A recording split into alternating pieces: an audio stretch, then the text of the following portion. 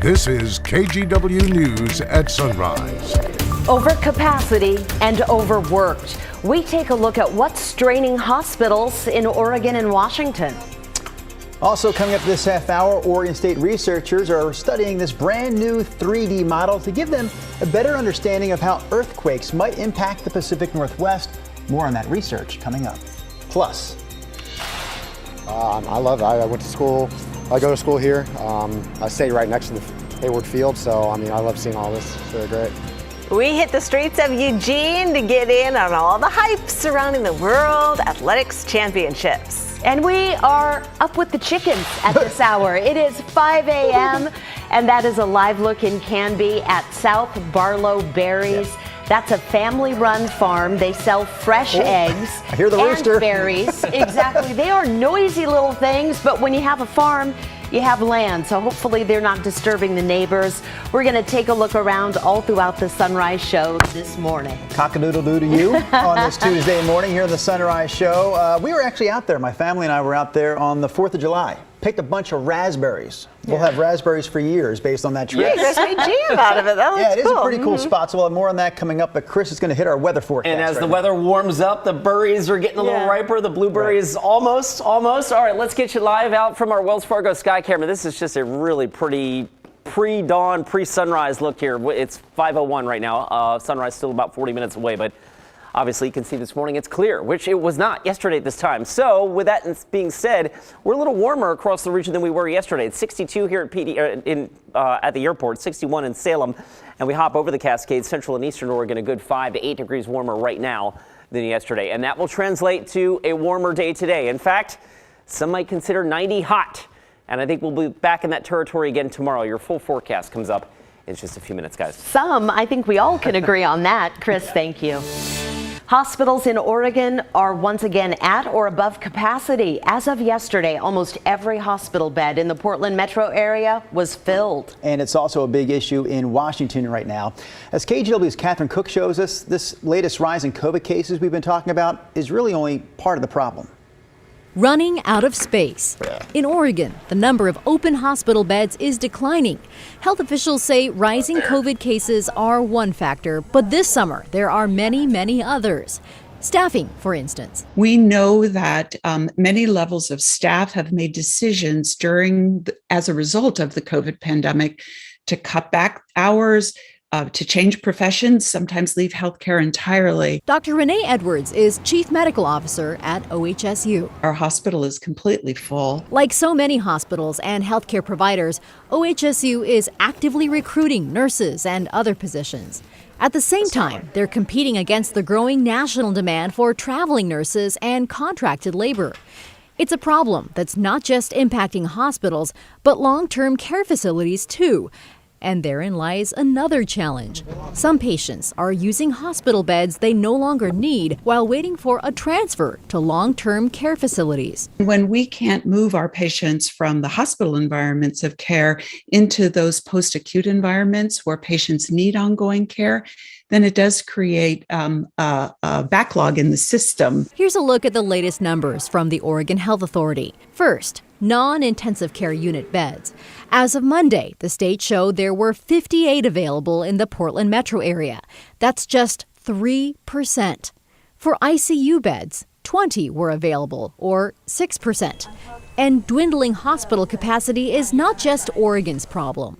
Multiple Washington hospitals say they too are over capacity and understaffed. That includes Harborview Medical Center in Seattle. We have not been under this level of stress at any point during the pandemic. This is unprecedented at this point. Unfortunately, we have returned to the same level, in some cases worse level, both challenge and strain in our hospitals as we experienced during the periods of those specific surges related to those variants. This comes as doctors contend with the BA5 and BA4 variants, which combined account for most new cases and are believed to resist both antibodies and vaccine protections. When both states are at capacity, it creates an extreme situation for the Pacific Northwest. Dr. Edwards points out emergency rooms are also extremely busy, especially during the summer. It's why hospitals region-wide are asking people to avoid using them except for true emergencies. Instead, they encourage visiting urgent care or your primary care physician whenever possible. Catherine Cook, KGW News.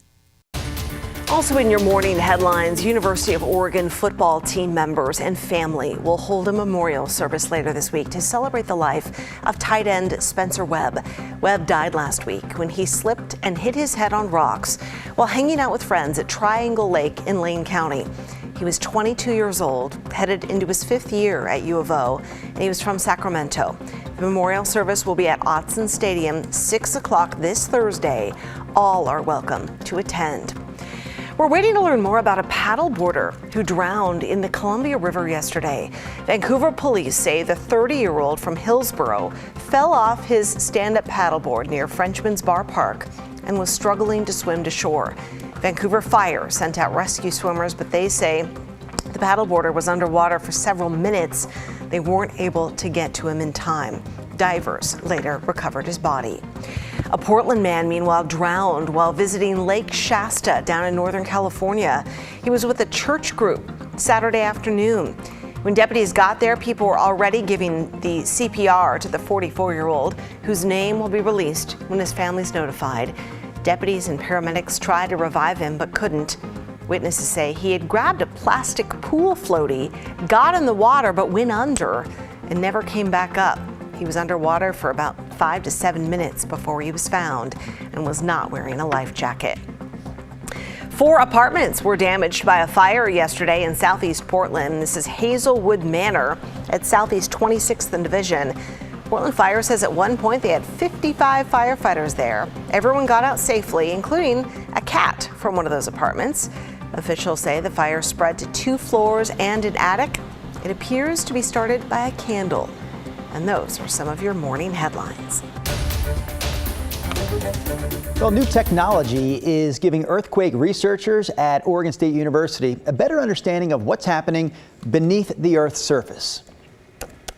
That's why you have kind of all around the Pacific this, ring of fire, is because it's really all because of water that's being carried deep into the Earth.